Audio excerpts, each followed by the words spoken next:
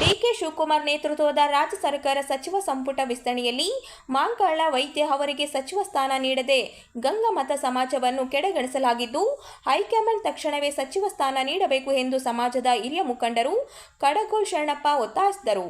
ಅವರಿಂದು ನಗರದ ಸುದ್ದಿಗಾರರೊಂದಿಗೆ ಮಾತನಾಡಿ, ಶಾಸಕ ಮಾಂಕಾಳ ವೈದ್ಯ ಅವರು ಕಾಂಗ್ರೆಸ್ ಪಕ್ಷದ ಬಲವರ್ಧನೆಗೆ ನಿರಂತರವಾಗಿ ಶ್ರಮಿಸಿದ್ದಾರೆ. ಎರಡನೇ ಹಂತದ ಸಚಿವ ಸಂಪುಟದ ಮೊದಲ ಪಟ್ಟಿಯಲ್ಲಿ ಅವರ ಹೆಸರಿದ್ದರೂ ಕೊನೆಯ ಕ್ಷಣದಲ್ಲಿ ಕೈಬಿಡುವ ಮೂಲಕ ಅನ್ಯಾಯ ಮಾಡಲಾಗಿದೆ ಎಂದು ಆರೋಪಿಸಿದರು. ರಾಜ್ಯದಲ್ಲಿ ಗಂಗಮತ ಅಂಬಿಗರ ಸೇರಿದಂತೆ ಸುಮಾರು 50 ಲಕ್ಷಕ್ಕೂ ಅಧಿಕ ಜನಸಂಖ್ಯೆ ಹೊಂದಿರುವ ಗಂಗಮತ ಸಮಾಜ ಆರ್ಥಿಕ, ಶೈಕ್ಷಣಿಕ ಹಾಗೂ ಸಾಮಾಜಿಕವಾಗಿ ಹಿಂದುಳಿದಿದೆ. ಇಂತಹ ಸಮಾಜಕ್ಕೆ ಸಚಿವ ಸಂಪುಟದಲ್ಲಿ ಪ್ರಾತಿನಿಧ್ಯ ನೀಡದಿರುವುದು ತೀವ್ರ ಬೇಸರ ತಂದಿದೆ ಎಂದರು. ಸಮಾಜಕ್ಕೆ ಸೂಕ್ತ ಪ್ರಾತಿನಿಧ್ಯ ನೀಡದೆ ಕಾಂಗ್ರೆಸ್ ಹೈಕಮಾಂಡ್ ಅನ್ಯಾಯ ಮಾಡಿದೆ ಎಂದು ಆರೋಪಿಸಿದರು. ಈಗಲಾದರೂ ಗಂಗಮತ ಸಮಾಜದ ನಾಯಕರಿಗೆ ಸಚಿವ ಸ್ಥಾನ ನೀಡಬೇಕು, ಇಲ್ಲವಾದಲ್ಲಿ ಹೋರಾಟದ ಮೂಲಕ ಮುಂದಿನ ಚುನಾವಣೆಗಳಲ್ಲಿ ಕಾಂಗ್ರೆಸ್ಗೆ ತಕ್ಕ ಉತ್ತರ ನೀಡಲಾಗುವುದು ಎಂದು ಎಚ್ಚರಿಸಿದರು.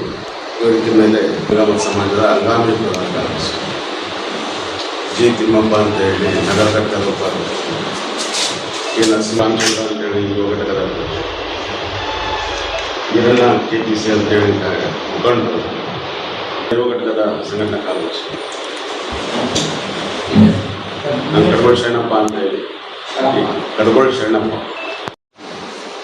ಡಿಕೆ ಶಿವಕುಮಾರ್ ಅವರ ನೇತೃತ್ವದಲ್ಲಿ ರಾಜ್ಯ ಕಾಂಗ್ರೆಸ್ ಸರ್ಕಾರದ ಸಚಿವ ಸಂಪುಟ ಸ್ಥಾನದಲ್ಲಿ ಗಂಗಾಮತ ಸಮಾಜವನ್ನು ನಿರ್ಲಕ್ಷಿಸಿ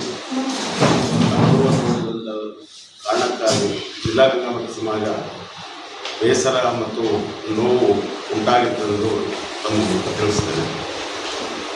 ರಾಜ್ಯದಲ್ಲಿ ಡಿಕೆ ಶಿವಕುಮಾರ್ ನೇತೃತ್ವದಲ್ಲಿ ಸಚಿವ ಸಂಪುಟ ವಿಸ್ತರಣೆ ಸಂದರ್ಭದಲ್ಲಿ ಅಂದರೆ ಕಳೆದ 3ನೇ ತಾರೀಕಿನಲ್ಲಿ ನಡೆದಂತಹ ಸಚಿವ ಸಂಪುಟದಲ್ಲಿ ನಮ್ಮ ಸಮಾಜದ ಶಾಸಕರಾದಂಥ ಶ್ರೀ ಮಾಂಕಾಳ ವೈದ್ಯ ಅವರ ಹೆಸರು ಮುಂಚೂಣಿಯಲ್ಲಿ ಕೊನೆಯ ಗಳಿಗೆಯಲ್ಲಿ ಅವರ ಹೆಸರನ್ನು ಕೈಬಿಟ್ಟಿರುವುದು ಗಂಗಾಮತ ಸಮಾಜ ತೀವ್ರವಾಗಿ ಅದನ್ನು ಖಂಡಿಸುತ್ತದೆ.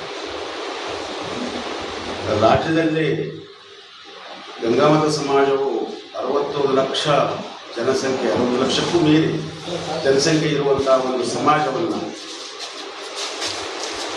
ಅವರು ಆ ಒಂದು ಸಮಾಜದಲ್ಲಿ ಕೇವಲ ಮಾಂಕಾಳ ವೈದ್ಯರು ಒಬ್ಬರೇ ಮಾತ್ರ ಶಾಸಕರಾಗಿದ್ದರು. ಅವರನ್ನು ಸಚಿವ ಸಂಪುಟಕ್ಕೆ ಸೇರಿಸಿಕೊಂಡಿರೋದು ತುಂಬ ವಿಷಾದನೀಯ.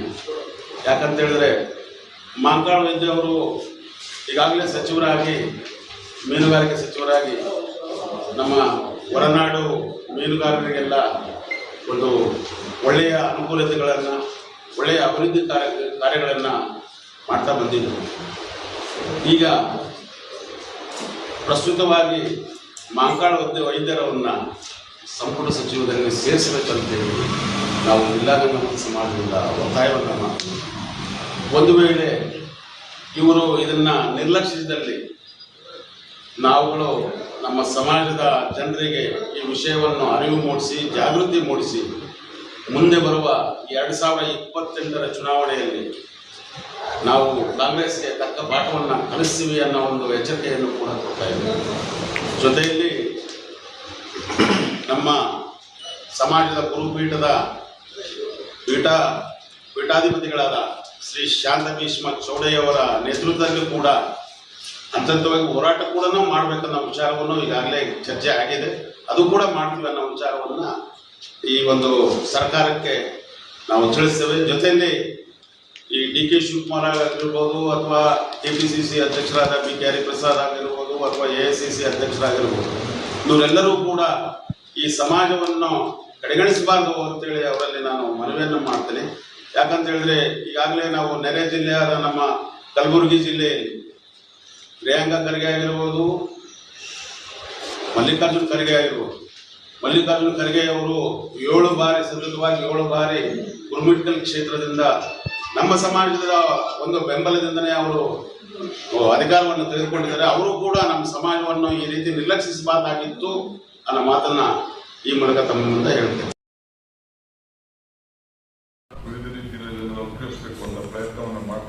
ರಾಜ್ಯ ಸರ್ಕಾರದ ಜನ ಕಲ್ಯಾಣ ಯೋಜನೆಗಳು ಕಟ್ಟಡೆಯ ವ್ಯಕ್ತಿಗೂ ತಲುಪುವಂತೆ ಮಾಡಲು ಮುಖ್ಯಮಂತ್ರಿಗಳು ರಾಜ್ಯದ ಸಮಸ್ತ ಸರ್ಕಾರಿ ನೌಕರರೊಂದಿಗೆ ವಿಡಿಯೋ ಕಾನ್ಫರೆನ್ಸ್ ಮೂಲಕ ಬೃಹತ್ ನೇರ ಸಂವಾದ ಕಾರ್ಯಕ್ರಮವನ್ನು ಆಗಸ್ಟ್ 11 ಮಂಗಳವಾರರಂದು ಯಶಸ್ವಿಯಾಗಿ ನಡೆಸಲಾಯಿತು. ವಿಧಾನಸೌಧದ ಬ್ಯಾಂಕ್ವೆಟ್ ಹಾಲಿನಲ್ಲಿ ನಡೆದ ಈ ಕಾರ್ಯಕ್ರಮದಲ್ಲಿ ರಾಜ್ಯದ ಜಿಲ್ಲೆ, ತಾಲೂಕು ಹಾಗೂ ಹೋಬಳಿಯ ಮಟ್ಟದ 106 ಅಧಿಕಾರಿಗಳು ಮತ್ತು ಸಿಬ್ಬಂದಿಗಳು ವಿಡಿಯೋ ಸಂವಾದದ ಮೂಲಕ ಭಾಗವಹಿಸಿದರು. ಈ ವೇಳೆ ಮುಖ್ಯಮಂತ್ರಿಗಳಾದ ಡಿ.ಕೆ. ಶಿವಕುಮಾರ್ ಅವರು ಮಾತನಾಡಿ, ನಾವು ಮಾಡುವ ಮಂತ್ರಿ ಹುದ್ದೆ ಅಥವಾ ರಾಜಕೀಯ ಸ್ಥಾನಗಳು ಕೇವಲ ಹೆಸರು ಮಾತ್ರ. ಮೂಲತಃ ನಾವೆಲ್ಲವೂ ಸರ್ಕಾರದ ಸೇವಕರು. ಸಿಕ್ಕಿರುವ ಅವಕಾಶವನ್ನು ಬಳಸಿಕೊಂಡು ಜನಸೇವೆ ಮಾಡುವುದು ಪ್ರತಿಯೊಬ್ಬರ ಕರ್ತವ್ಯವಾಗಿದೆ. ರಾಜ್ಯದಲ್ಲಿ 7 ಕೋಟಿಗಿಂತಲೂ ಹೆಚ್ಚು ಜನರಿದ್ದಾರೆ. ಆದರೆ ಸರ್ಕಾರಿ ನೌಕರರಾಗಿ ಹಾಗೂ ಸಾರ್ವಜನಿಕ ಸೇವೆ ಮಾಡಲು ಸಿಗುವ ಅವಕಾಶ ಕೇವಲ ಲಕ್ಷ ಜನರಿಗೆ ಮಾತ್ರ ಲಭ್ಯವಾಗುತ್ತದೆ. ಈ ಭಾಗ್ಯವನ್ನು ಭಗವಂತ ಹಾಗೂ ಹಿರಿಯ ಆಶೀರ್ವಾದದಿಂದ ಪಡೆದಿದ್ದೇವೆ. ಈ ಅವಕಾಶವನ್ನು ಸದುಪಯೋಗ ಪಡಿಸಿಕೊಳ್ಳುವುದು ಅತ್ಯಂತ ಮುಖ್ಯ ಎಂದರು.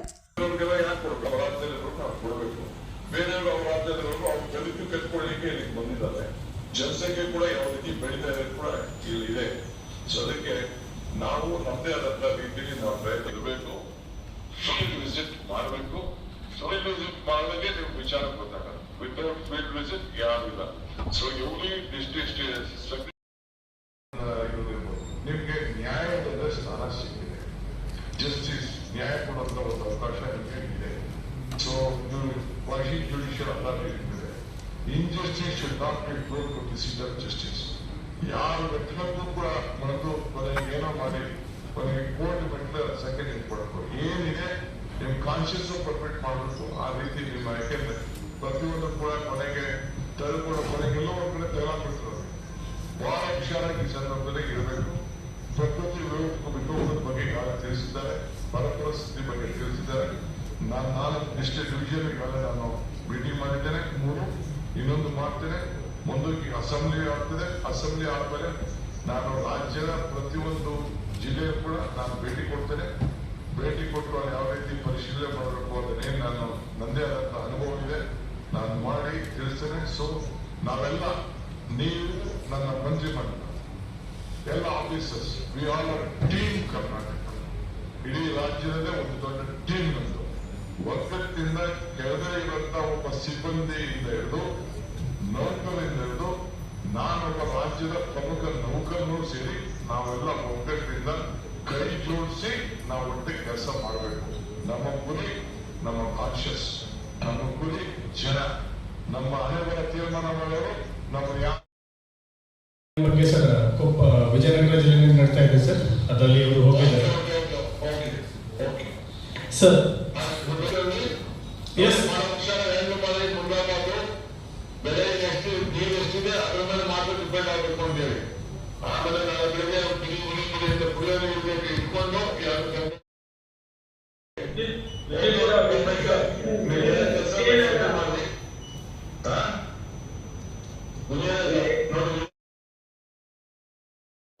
ಮಹಾಸಭಾದ ಜಿಲ್ಲಾ ಉಪಾಧ್ಯಕ್ಷರಾಗಿ ಕರ್ನಾಟಕ ರಾಜ್ಯ ಚಲುವಾದಿ ಮಹಾಸಭಾ ಸಿಂಧನೂರು ತಾಲೂಕು ಸಮಿತಿ ಹಾಗೂ ಮಸ್ಕಿ ಹೊತೆಯಿಂದ ದಿನಾಂಕ 16ರಂದು ಪಟ್ಟಣದ ಸಿಂಧನೂರು ಟೌನ್ ಹಾಲ್ನಲ್ಲಿ ಸಮಾಜದ ವಿದ್ಯಾರ್ಥಿಗಳಿಗೆ ಪ್ರತಿಭಾ ಪುರಸ್ಕಾರ ಸಮಾರಂಭ ಹಮ್ಮಿಕೊಳ್ಳಲಾಗಿದೆ ಎಂದು ಜಿಲ್ಲಾ ಅಧ್ಯಕ್ಷರಾದ ಶಿವರಾಜ ಜಾನೇಕಲ್ ಅವರು ಹೇಳಿದರು.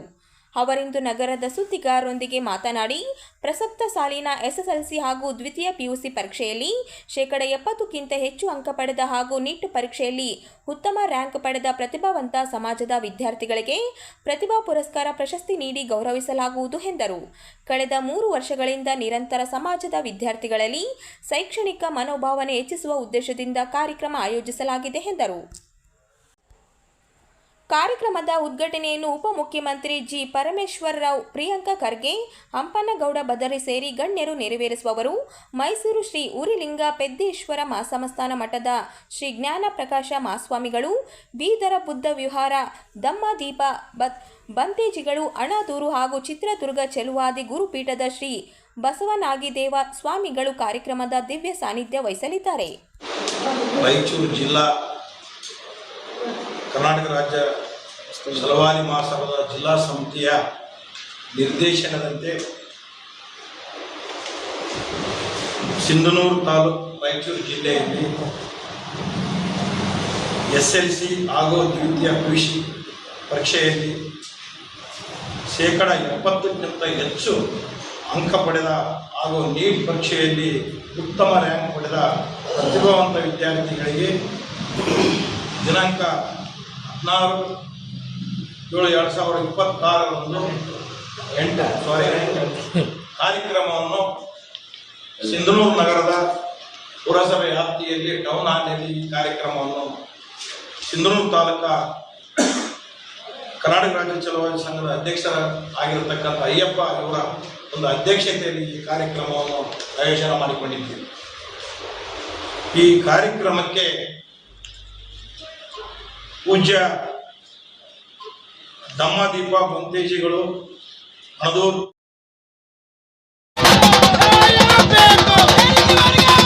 ಭೀಮ್ ಆರ್ಮಿ ಭಾರತ ಏಕ್ತಾ ಮಿಷನ್ ಜಿಲ್ಲಾ ಘಟಕ ವತಿಯಿಂದ ಭೂಮಾನಂದ ಕೊಲೆಯನ್ನು ಖಂಡಿಸಿ ನಗರದ ಅಂಬೇಡ್ಕರ್ ವೃತ್ತದಿಂದ ಜಿಲ್ಲಾ ಪೊಲೀಸ್ ವರಿಷ್ಠ ಅಧಿಕಾರಿ ಕಚೇರಿವರೆಗೆ ಪ್ರತಿಭಟನಾ ರ್ಯಾಲಿ ನಡೆಸಲಾಯಿತು. ಈ ವೇಳೆ ಭೀಮ್ ಆರ್ಮಿ ಭಾರತ ಏಕತಾ ಮಿಷನ್ ರಾಜ್ಯ ಅಧ್ಯಕ್ಷ ರಘು ಸಿ ಮಾತನಾಡಿ, ದೇವದುರ್ಗ ತಾಲೂಕಿನ ಸುಂಕೇಶ್ವರಹಾಳ ಗ್ರಾಮದಲ್ಲಿ ಹದಿನಾಳ ಗ್ರಾಮದ ದಲಿತ ಯುವಕನ ಭೂಮಾನಂದನನ್ನು ಕಿಡಿಗೇಡಿಗಳು ಮಾರಕ ಅಸ್ತ್ರಗಳಿಂದ ಹಲ್ಲೆ ನಡೆಸಿ ಭೀಕರವಾಗಿ ಕೊಲೆ ಮಾಡಿದ್ದಾರೆ ಎಂದು ದೂರಿದರು. ಕೊಲೆ ಪ್ರಕರಣದಲ್ಲಿ ಭಾಗಿಯಾದ ಆರೋಪಿಗಳನ್ನು ಬಂಧಿಸುವಲ್ಲಿ ಪೊಲೀಸರು ವಿಫಲರಾಗಿದ್ದನ್ನು ಖಂಡಿಸಿ ರಾಜ್ಯಾದ್ಯಂತವಾಗಿ ಹೋರಾಟ ನಡೆಸಲಾಗುತ್ತಿದೆ. ಕೊಲೆಯಲ್ಲಿ ಭಾಗಿಯಾದ ಎಲ್ಲ ಆರೋಪಿಗಳನ್ನು ಬಂಧಿಸಿ ಜೀವಾವಧಿ ಶಿಕ್ಷೆ ನೀಡಬೇಕೆಂದು ಆಗ್ರಹಿಸಿದರು. ಕೊಲೆ ಮಾಡಿದಂತ ಆರೋಪಿಗಳನ್ನು ಬಂಧಿಸಲಾಗಬೇಕು. ಭೂಮಾನಂದನ ಕೊಲೆ ಹಿಂದಿರುವಂತ ರಾಜಕೀಯ ಷಡ್ಯಂತ್ರವನ್ನು ಕೂಡಲೇ ತರಲೇಬೇಕು. ಸಿಬಿಐ ತನಿಖೆ ವಹಿಸಲೇಬೇಕು. ಕೊಲೆಯಲ್ಲಿ ಸಿಬಿಐ ದಲಿತರ ಮೇಲೆ ದೌರ್ಜನ್ಯ ಹೆಚ್ಚಾಗುತ್ತಿರುವ ಪೊಲೀಸ್ ಇಲಾಖೆ ನಿರ್ಲಕ್ಷ್ಯತೆಯನ್ನು ಕೂಡಲೇ ಖಂಡಿಸಲೇಬೇಕು. ದಲಿತರ ಮೇಲೆ ದೌರ್ಜನ್ಯ ಹೆಚ್ಚುತ್ತಿರುವ ಪೊಲೀಸ್ ಪ್ರಕರಣವನ್ನು ಮಾಡಲೇಬೇಕು. ಈ ಜಿಲ್ಲೆಯಲ್ಲಿ ಏನು ಒಂದು ಇತ್ತೀಚಿನ ದಿನಗಳಲ್ಲಿ ಭೂಮಾನಂದ ಅಂತಕ್ಕಂಥ ಯುವಕನ ಬರ್ಬರವಾದ ಹತ್ಯೆಯನ್ನ ಇಲ್ಲಿವರೆಗೂ ಕೂಡ ಜಿಲ್ಲಾ ಮಟ್ಟದ ಎಲ್ಲ ಅಧಿಕಾರಿಗಳು ಕೂಡ ತೀವ್ರವಾಗಿ ಇದನ್ನ ಗಂಭೀರವಾಗಿ ಪರಿಗಣಿಸಿ ಆ ಎಲ್ಲ ಆರೋಪಕ್ಕೆ ಅಥವಾ ಆ ಒಂದು ಹತ್ಯೆಗೆ ಪ್ರತ್ಯಕ್ಷವಾಗಿ ಮತ್ತೆ ಪರೋಕ್ಷವಾಗಿ ಭಾಗಿಯಾಗಿರ್ತಕ್ಕಂಥ ಎಲ್ಲ ಆರೋಪಿಗಳನ್ನ ಬಂಧಿಸುವುದರಲ್ಲಿ ಸಂಪೂರ್ಣವಾಗಿ ವಿಫಲರಾಗಿದ್ದಾರೆ. ಕೇವಲ 4 ಜನರನ್ನು ಮಾತ್ರ ಬಂಧಿಸ್ಬಿಟ್ಟು ನಮಗೆ ತಾವು ಕೆಲಸ ಮಾಡ್ತಾ ಇದ್ದೀವಿ ಅಂತಕ್ಕಂಥ ತೋರಿಸಿಕೊಳ್ಳುವಿಕೆ ಇವತ್ತು ನಮ್ಮ ಮುಂದೆ ಅವರು ಮಾಡ್ತಾ ಇದ್ದಾರೆ. ನಾನು ತಮ್ಮ ಮೂಲಕ ಇವತ್ತು ಏನು ಜಿಲ್ಲಾಡಳಿತಕ್ಕೆ ನೇರವಾದ ಎಚ್ಚರಿಕೆಯನ್ನು ಕೊಡ್ತಾ ಇದ್ದೀವಿ. ಭೀಮ್ ಆರ್ಮಿ ಭಾರತ ಏಕತಾ ಮಿಷನ್ ಸಂಘಟನೆ ಪರವಾಗಿ ಇವತ್ತು ಭೀಮಾನಂದನ ಕೊಲೆಗೆ ಕಾರಣಕರ್ತರಾಗಿರ್ತಕ್ಕಂಥ ಎಲ್ಲರಿಗೂ ಕೂಡ ಗೆಲ್ಲು ಶಿಕ್ಷೆ ಆಗಬೇಕು. ಪರೋಕ್ಷವಾಗಿ ಅವರಿಗೆ ಸಹಕರಿಸಿದ ಎಲ್ಲ ಕೊಲೆಗಾರರಿಗೂ ಕೂಡ ಜೀವಾವಧಿ ಶಿಕ್ಷೆ ಆಗಬೇಕು. ತಪ್ಪಿದ್ದಲ್ಲಿ ಮುಂದಿನ ದಿನಗಳಲ್ಲಿ ಇದು ತೀರಾ ಕರ್ನಾಟಕ ರಾಜ್ಯಾದ್ಯಂತ ಉಗ್ರ ರೂಪ ಪಡ್ಕೊಳ್ಳೋದ್ರಲ್ಲಿ ಯಾವುದೇ ಸಂಶಯವಿಲ್ಲ. ಈಗಾಗಲೇ ರಾಜ್ಯದ ಬಹುತೇಕ ಜಿಲ್ಲೆಗಳಲ್ಲಿ ಹೋರಾಟಗಳು ಮಾಡ್ತಾ ಇದ್ದಾರೆ. ಜನಗಳು ಹೆಚ್ಚಿನ ಸಂಖ್ಯೆಯಲ್ಲಿ, ಹೋರಾಟಗಾರರು ಹೆಚ್ಚಿನ ಸಂಖ್ಯೆಯಲ್ಲಿ ಭೂಮಾನಂದನ ಮನೆಗೆ ವಿಸಿಟ್ ಮಾಡ್ತಾ ಇದ್ದಾರೆ ಮತ್ತು ಈ ಭೂಮಾನಂದನ ವಿರುದ್ಧದ ಐಕ್ಯತಾ ಹೋರಾಟಕ್ಕೆ ಭೀಮ್ ಆರ್ಮಿ ಭಾರತ ಏಕತಾ ಮಿಷನ್ ಸಂಘಟನೆಯ ಸಂಪೂರ್ಣ ಬೆಂಬಲ ಈ ಜಿಲ್ಲೆಯ ಎಲ್ಲ ಹೋರಾಟಗಾರರ ಪರವಾಗಿ ಇರ್ತದೆ ಅಂತ ನಾನು ಈ ಒಂದು ಸಂದರ್ಭದಲ್ಲಿ ತಮ್ಮ ಮೂಲಕ ತಿಳಿಸಕ್ಕೆ ಇಷ್ಟಪಡ್ತೀನಿ. ಸ್ನೇಹಿತರೆ, ಈಗ ನಾವು ಇಲ್ಲಿಂದ ಮಾನ್ಯ SP ಸಾಹೇಬರ ಕಡೆ ಹೋಗ್ಬಿಟ್ಟು ನಮ್ಮ ಮನವಿಯನ್ನು ಅವರಿಗೆ ಮಾಡ್ತಾ ಇದ್ದೀವಿ. ಅದಾದ ನಂತರ ಮುಂದಿನ ಹೋರಾಟದ ರೂಪುರೇಷೆಗಳನ್ನು ನಾವು ಈ ಜಿಲ್ಲೆಯ ಎಲ್ಲ ಹಿರಿಯ ಹೋರಾಟಗಾರರ ಜೊತೆಗೆ ಮುಕ್ತವಾಗಿ ಮಾತಾಡೋದ್ರ ಮುಖಾಂತರ ಅಲ್ಲಿ ಬರ್ತಕ್ಕಂಥ ಏಕ ಅಭಿಪ್ರಾಯದೊಟ್ಟಿಗೆ ನಾವು ಇರ್ತೇವೆ, ನಮ್ಮ ಸಂಘಟನೆ ಇರ್ತದೆ ಅಂತ ಹೇಳ್ತಾ ಈ ಒಂದು ಹೋರಾಟಕ್ಕೆ ಚಾಲನೆ ಕೊಡ್ತಾ ಇದ್ದೀವಿ. ಜೈ ಭೀಮ್. ದೇಶಮಾನ್ಯ ಅವರು ಕೆಲವು ದಿನಗಳಿಂದ ನಮ್ಮ ವಿಶ್ವವಿದ್ಯಾಲಯದಲ್ಲಿ CO ಆಗಿ ಕೆಲಸ ಮಾಡ್ತಾ ಇದ್ರು. ಮಾನ್ಯ ಘನವೆತ್ತ ಕರ್ನಾಟಕ ರಾಜ್ಯದ ರಾಜ್ಯಪಾಲರು ಅವ್ರನ್ನ ಕೂಡಲೇ CO ಇಂದ ನಿವೃತ್ತಿಗೊಳಿಸಿ ಅವರ ಮೊದಲನೆಯ ಅಂದ್ರೆ ಪ್ರಾಧ್ಯಾಪಕರಾಗಿ ಏನು ಕೆಲಸ ಮಾಡ್ತಾ ಇದ್ರು ಆ ಪ್ರಾಧ್ಯಾಪಕರೊಂದಿಗೆ ಅಲ್ಲಿಗೆ ಮತ್ತೆ ರಿಟರ್ನ್ ಹೋಗ್ಬೇಕು ಅಂತೇಳಿ ಕೃಷಿ ಅರ್ಥಶಾಸ್ತ್ರದಲ್ಲಿ ಅವ್ರು ಪ್ರಾಧ್ಯಾಪಕರಿದ್ರು. ಅವ್ರನ್ನ ಅಲ್ಲಿಗೆ ಕಳಿಸ್ರಿ ಅಂತೇಳಿ ಮತ್ತೆ ಗೌರವಾನ್ವಿತ VC ಸಾಹೇಬರಿಗೆ ಆದೇಶ ಮಾಡಿದರು. 19/6/2026 ಆಯಮ್ಮ ನಡೆಸಿರ್ತಕ್ಕಂಥ ಭ್ರಷ್ಟಾಚಾರಗಳ ಬಗ್ಗೆ ಗಮನಕ್ಕೆ ಬಂದಾಗ ರಾಜ್ಯಪಾಲರು ಈ ಕೂಡಲೇ ಆದೇಶ ಮಾಡಿದರು. ಆದೇಶ ಮಾಡಿದ್ರು ಸಹ ಆಯಮ್ಮ ಇವತ್ತಿಗೂ ಆ ಒಂದು ಪೋಸ್ಟ್ ನ ಬಿಟ್ಕೊಳ್ಳಿಕ್ಕೆ ರೆಡಿ ಇಲ್ಲ. ಅಡ್ಮಿನಿಸ್ಟ್ರೇಟಿವ್ ಆಫೀಸರ್ ಬಿಟ್ಟುಕೊಡ್ಲಿಕ್ಕೆ ರೆಡಿ ಇಲ್ಲ. ಘನವೆತ್ತ VC ಸಾಹೇಬರು ಆಯಮ್ಮಗೆ ಆದೇಶ ಮಾಡಿದ್ರು, ನೀವು ಈ ಕೂಡಲೇ DSW ಹೋಗ್ರಿ ಅಂತೇಳಿ. DSW ಹೋಗ್ರಿ ಅಂತೇಳಿ ಆದೇಶ ಮಾಡಿದ್ರು ಸಹ ಆಯಮ್ಮ ಇವತ್ತಿಗೂ ಪೋಸ್ಟ್ ಕೊಡ್ಲಿಕ್ಕೆ ರೆಡಿ ಇಲ್ಲ. ಆ ಪೋಸ್ಟ್ ನ ರಾಜಣ್ಣ ನಾಯಕ್ ಅಂತೇಳಿ ಅವ್ರಿಗೆ ಆದೇಶ ಮಾಡಿದ್ರು.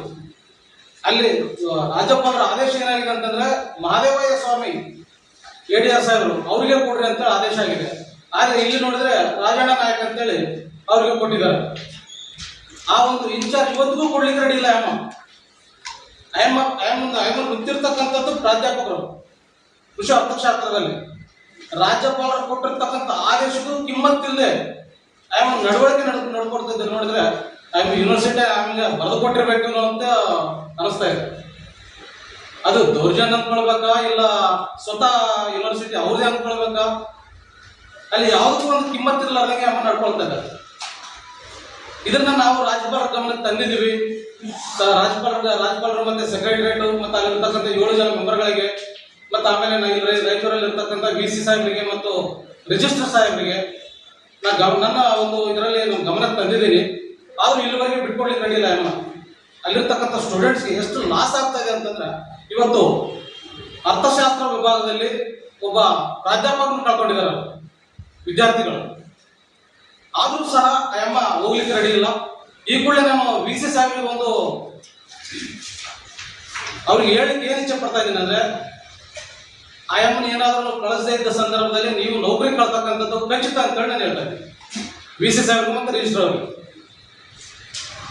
ಘನವೆತ್ತ ರಾಜ್ಯಪಾಲರ ಆದೇಶಕ್ಕೂ ಕಿಮ್ಮತ್ತಿಲ್ಲದೆ ಅವ್ರು ನಡ್ಕೊಳ್ತಾ ಇದ್ದಾರೆ ಅಂತಂದ್ರೆ ಅವರ ದರ್ಪ ದಬ್ಬಾಳಿಕೆ ದೌರ್ಜನ್ಯ ಎಷ್ಟು ಮಟ್ಟಿಗೆ ನಡೀತಾ ಇದೆ ಅಂತಂದ್ರೆ ಇಲ್ಲಿ ನಮಗೆ ಮೇಲ್ನೋಟ ಕಾಣಿಸ್ತಾ ಇದೆ. ಸೊ ಹಂಗಾಗಿ ನಾವು ಅವರಿಗೆ ಮನವಿ ಮೂಲಕ ರಿಜಿಸ್ಟರ್ ಮೂಲಕ ಮತ್ತು ಇಮೇಲ್ ಮೂಲಕ ಅವರಿಗೆ ನಾವು ಕಳಿಸಿ ಅವ್ರಿಗೆ ತಿಳಿಸಿದ್ದೀವಿ. ಇಷ್ಟರಲ್ಲಿ ಅವ್ರನ್ನ ಇದಕ್ಕೆ